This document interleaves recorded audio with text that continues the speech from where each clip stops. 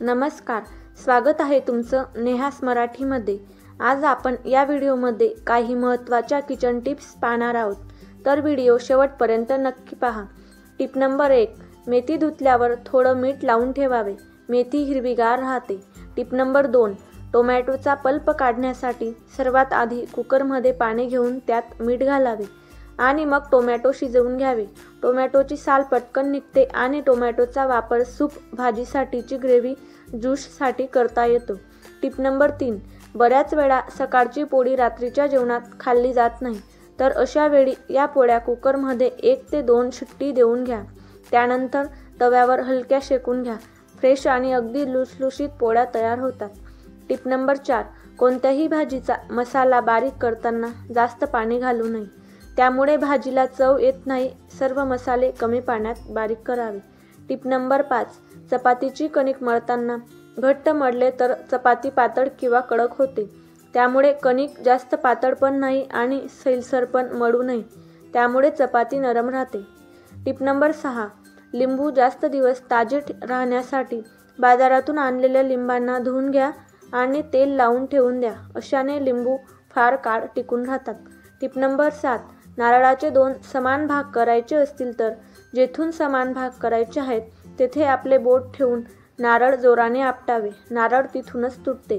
Tip number 8, पावसाळ्यात बिस्किटे नरम पडतात, त्यामुळे हवाबंद डब्यात ठेवावेत आणि बिस्किटांच्या डब्यात थोडी साखर टाकून ठेवावे।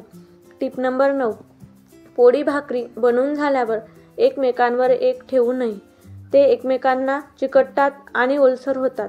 टिप नंबर 10, शिळा भात जर उरला असेल तर त्याला मिरचीची फोडणी द्यावी आणि फोडणीचा भात तयार करावा, एक स्वादिष्ट रेसिपी तयार होते।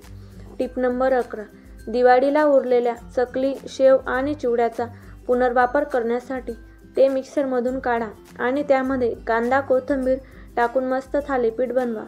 टिप नंबर 12, कोणत्याही भाजीची ग्रेव्ही अधिक चविष्ट बनवण्यासाठी तेलापेक्षा तुपाचा वापर करावा।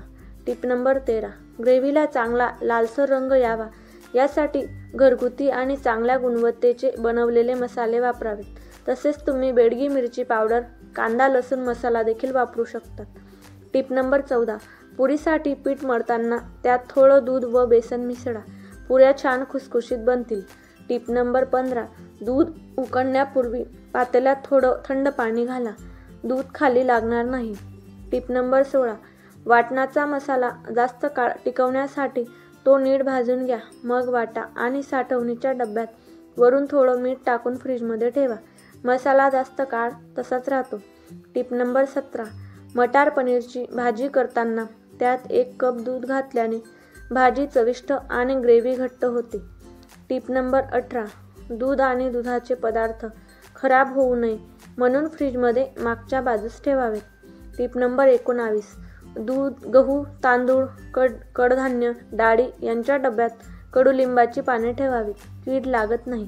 टिप नंबर 20, साबुदाणा वडा करताना तो हातावर चांगला दाब देऊन आकार द्या, अलगद वडा केला तर तो तेलात फुटू शकतो। तुम्हाला जर या टिप्स आवडल्या असतील तर लाईक, शेअर, कमेंट करा आणि चॅनलवर जर नवीन असाल तर चॅनलला नक्की सबस्क्राईब करा। Thanks for watching.